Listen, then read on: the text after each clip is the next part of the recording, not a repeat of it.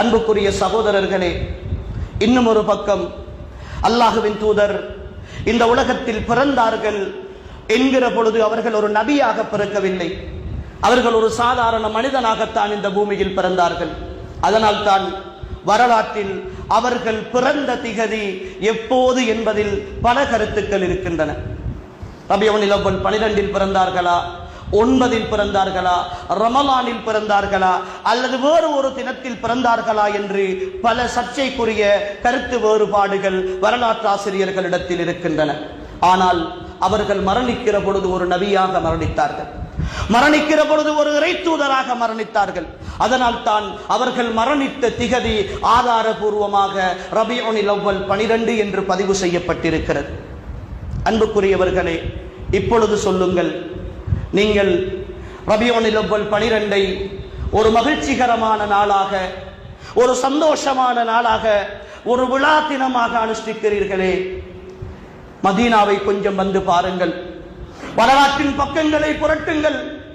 இதே ரபியுல் அவ்வல் ஹிஜ்ரி 11ஆம் ஆண்டு பெருமானார் ஸல்லல்லாஹு அலைஹி வஸல்லம் இந்த உலகை விட்டு பிரிந்த அந்த நாள் மதீனத்து மண் எப்படி இருந்தது என்பதை மிகச் சுருக்கமாக சொல்கிறார்கள் ஒரு சஹாபி.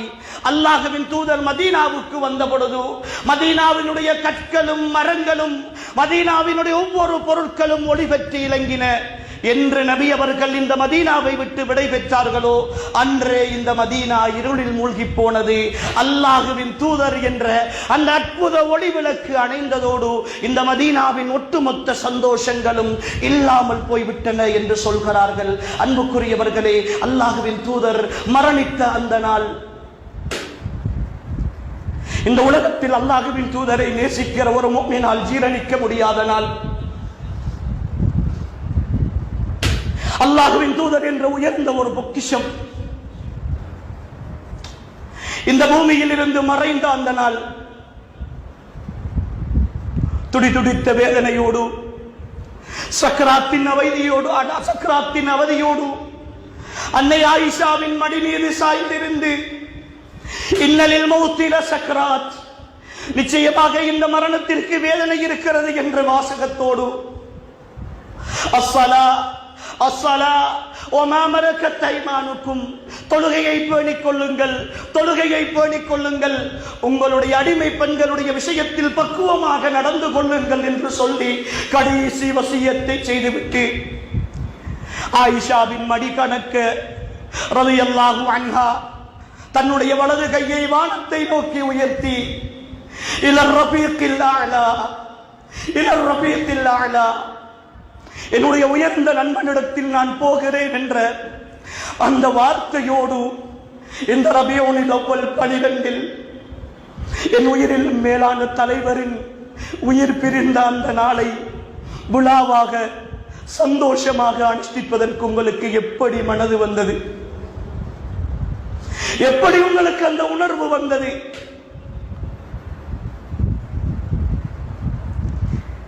மதீனத்து பள்ளிவாசல், மஸ்ஜிது நபவி, சஹாபாக்கள் எல்லாம் சிதறி போயிருக்கிறார்கள். வீரத்தின் அடையாளம் உமர், வீரத்தின் அடையாளம் உமர்.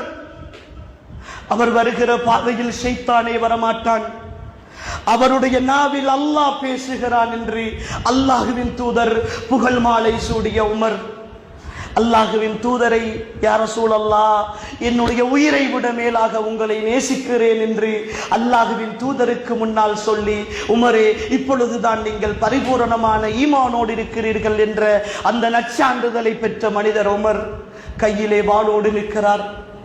மஸ்ஜிது நபவியின் வாசலிலே நிற்கிறார். முஹம்மது ஸல்லல்லாஹு அலைஹி வஸல்லம் மரணித்து விட்டார்கள் என்றால் எவனாவது சொன்னால் வெட்டுவேன்.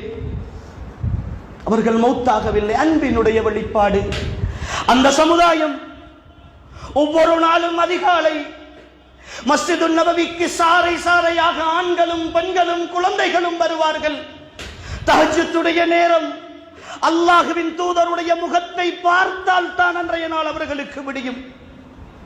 அந்த மதிவதனத்தை பார்த்து ரசித்தால் தான் அன்றைய நாளில் அவர்கள் சந்தோஷமாக இருப்பார்கள். ஆனால் அதற்கு பின்னர் அந்த முகத்தை பார்க்க முடியாதே என்கிற ஏக்கம் எப்படி இருந்திருக்கும் அன்புக்குரியவர்களே. தன்னுடைய உணர்வுகளுக்கும் உணர்வுகளுக்குள்ளும் ஆத்மாக்களுக்குள்ளும் கலந்து போயிருந்த ஒரு அன்பு ஒரே நாளில் பறிக்கப்படுகிற பொழுது இடிந்து போனார்கள் சஹாபாக்கள். ஒவ்வொரு மூலையிலே குந்தி அழுது கொண்டிருந்தார்கள். இனி இந்த மார்க்கம் முடிந்து விட்டது என்று நினைத்தார்கள்.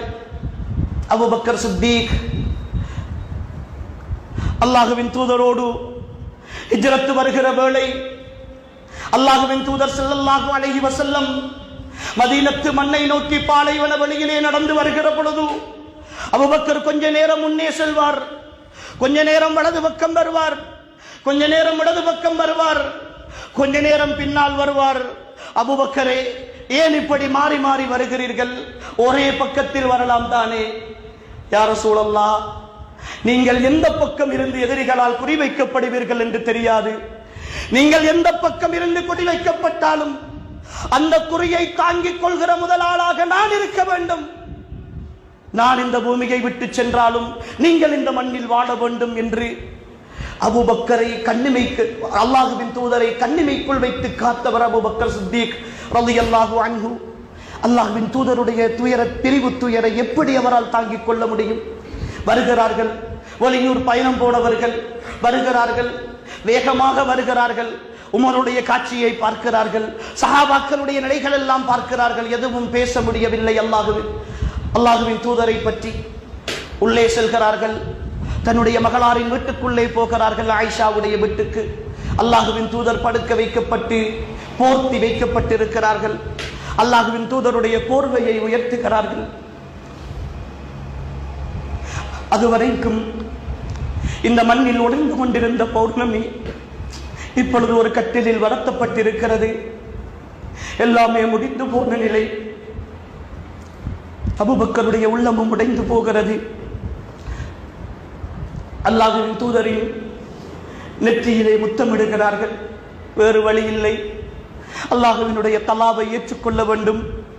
ஈமானிய பாசறையில் இதமாக வளர்க்கப்பட்ட சமூகம் அந்த சமூகம். அதன் உயர்நிலையில் இருந்தவர் அபூபக்கர். அவருடைய ஈமான் மதீனத்து மக்களுடைய ஈமானை விட கனமாக இருந்த ஒரு தலைவர் அவர். அல்லாஹ்வின் தூதரை முத்தமிட்டு மூடுகிறார். தபுத ஹய்யன் வ மையித்தன் யா ரசூலல்லாஹ், அல்லாஹ்வின் தூதரே, நீங்கள் உயிரோடு இருக்கிற பொழுதும் மனமாகத்தான் இருந்தீர்கள், நீங்கள் மரணித்த பிறகும் மனமாகத்தான் இருக்கிறீர்கள் என்ற தாரக மந்திரம் அவருடைய தழுதழுக்கு அவருடைய வாயிலே இருந்து வெளிவருகிறது.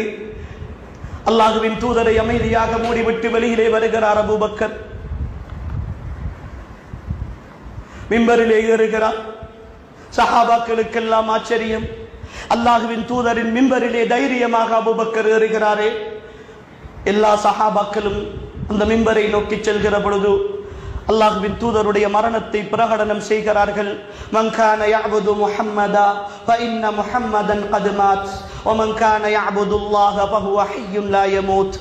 யார் முஹம்மதை வணங்கிக் கொண்டிருந்தார்களோ அவர்களுக்கு நான் சொல்கிறேன், முஹம்மது ஸல்லல்லாஹு அலைஹி வஸல்லம் அவர்கள் மௌத்தாகி விட்டார்கள். யார் அல்லாஹுவை வணங்கிக் கொண்டிருந்தார்களோ அவன் நிரந்தரமாக என்றும் உயிரோடு இருக்கிறான் என்று சொன்ன பொழுது மதீனாவில் ஒவ்வொரு சஹாபியினுடைய உள்ளமும் இடிந்து போனது. அன்று அடைந்த சோகத்தை போல, மதீனா அன்று கண்ட சோகத்தை போல வரலாற்றில் என்றுமே கண்டதில்லை. மதீனத்து பெண்களும் ஆண்களும் குழந்தைகளும் அல்லாஹ்வின் தூதருக்காய் அழுவதை போல, அல்லாஹ்வின் தூதரை நினைத்து வருந்தியதை போல அந்த நாளில் நடந்த நிகழ்வை போன்று உலக வரலாற்றில் என்றுமே நடக்கவில்லை. அப்படி ஒரு நிகழ்வு நடந்த நாளைத்தான் நீங்கள் கொண்டாட்டமாக கொண்டாடுகிறீர்களா? அப்படி ஒரு நிகழ்வை ஒட்டுமொத்த மதீனத்து சமூகமும், ஏன் இந்த உலகின் ஒட்டுமொத்த ஈமானிய உள்ளங்களும் நினைத்து நினைத்து வருந்துகிற அந்த நாளை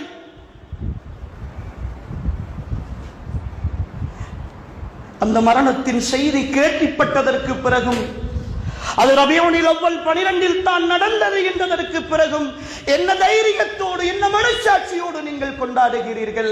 அன்புக்குரியவர்களை, புரியவில்லை, எங்களால் புரிந்து கொள்ள முடியவில்லை உங்களுடைய மீலாதுகளின் இந்த விழாக்களின் அனர்த்தங்களை. இதை பற்றி பேசியதால் எங்களை அல்லாஹ்வின் தூதரின் மீது அன்பில்லாதவர்கள் என்று வர்ணிக்கிறீர்களா? அல்லாஹ்வின் தூதரின் மீது நேசத்தை வழிகாட்ட தெரியாதவர்கள் என்று சொல்கிறீர்களா? கடண்டை காலுக்கு மேல் ஆடை அணிவதில் இருந்து முகத்தில் தாடி வைக்கின்ற வரைக்கும் குடும்பத்தின் ஒவ்வொரு நிகழ்விலும் நீங்கள் அல்லாஹ்வின் தூதரை பின்பற்ற வேண்டும் என்றும், உங்களுடைய தொழில்களிலும் வியாபாரங்களிலும் அன்றாட நடத்தைகளிலும் உங்களுடைய அலுவலகங்களிலும் செயற்பாடுகளிலும் அல்லாஹ்வின் தூதர் பிரதிபலிக்க வேண்டும் என்றும் பிரச்சாரம் செய்பவர்கள் நாங்கள். எங்களுடைய நாவுகள், எங்களுடைய சிந்தனைகள், எங்களுடைய உயிரோட்டங்கள், எங்களுடைய நாடி நாளங்களில் எல்லாம் அல்லாஹ்வின் தூதர் என்ற அந்த அற்புதமான மனிதர் தான் நிறைந்திருக்கிறார். எங்களுடைய ஆசை கனவுகள் எல்லாம் பௌர்ணமியை விட அழகாக இலங்குகிற அவருடைய முகத்தை காண வேண்டும், பட்டை விட மென்மையான கைபிடித்து நடக்க வேண்டும். நாளை மஹ்ஷரில் ஹவுதுல் கௌசர் என்ற தடாகத்தில் அவர் நீர் கொடுக்கிற பொழுது அவருடைய பொற்கரத்தால் ஒரு சொட்டு நீரை ஏதும் நாங்கள் வாங்கி அருந்த வேண்டும். அவர் இருக்கிற ஃபிர்தௌஸுல் அலா என்ற சுவர்க்கத்தில் அவரின் சன்னிதானத்தில் அவரின் பொன்முகத்தை கண்டு ரசித்தவர்களாக அவரின் உற்ற தோழர்களோடு உடன் இருக்க வேண்டும் என்று ஆசைப்படுபவர்கள் நாங்கள். வாழ்தலிலும் அவருக்காக வாழுகிறோம், மரணித்தாலும் அவரோடு போய் சேர வேண்டும் என்று விரும்புகிற எங்களை நீங்கள் அல்லாஹ்வின் தூதரின் மீது நேசமற்றவர்கள் என்று சொன்னால், அன்புக்குரியவர்களே, நாங்கள் நேசிப்பது உங்களுக்காக அல்ல. உங்களுடைய பார்வையில் மீலாது கொண்டாடி அல்லாஹ்வின் தூதருடைய மரணத்தை, அல்லாஹ்வின் தூதருடைய இறப்பை, அந்த இறப்பின் நாளை சந்தோஷமாக கொண்டாடுவது தான் உங்களுடைய பார்வையில், உங்களுடைய கருத்தில் அல்லாஹ்வின் தூதருடைய நேசம் என்றிருந்தால் அந்த நேசத்தை நாங்கள் அல்லாஹ்வுக்காக வெறுக்கிறோம். அந்த நேசத்தை அல்லாஹ்வுக்காக வெறுக்கிறோம். நாங்கள் அல்லாஹ்வின் தூதருக்காக காலையில் விழித்தெழுந்தலிருந்து இரவு தூங்குகிற வரைக்கும் அல்லாஹ்வின் தூதருக்காக பேசுபவர்கள், வாழுபவர்கள், படிப்பவர்கள், சொல்லிக் கொடுப்பவர்கள். வெறும் ரபியுல் அவ்வலில் மட்டும் அல்லாஹ்வின் தூதரை நினைத்து பேசுகிற அற்பமானவர்கள் அல்ல நாங்கள். புரிந்து கொள்ளுங்கள் அன்புக்குரிய ஈமானிய உறவுகளே. இந்த மாதம் வந்தால் நீங்கள் பேசுகிற பேச்சுக்கள், நீங்கள் சொல்கிற விமர்சனங்கள் எல்லாம் சொல்லிவிட்டு போங்கள். நாங்கள் அல்லாஹ்வின் தூதரை நேசிக்கிறோம், உயிரை விட மேலாக நேசிக்கிறோம். அந்த நேசத்திற்காகத்தான் வாழுகிறோம், அந்த நேசத்திற்காகத்தான் வாழுவோம். அந்த நேசத்தோடு தான் இந்த பூமியை விட்டு மரணிப்போம் இன்ஷா அல்லாஹ். நாளை மஹ்ஷருடைய வெளியில் அல்லாஹ்வின் தூதரை சந்திப்போம்.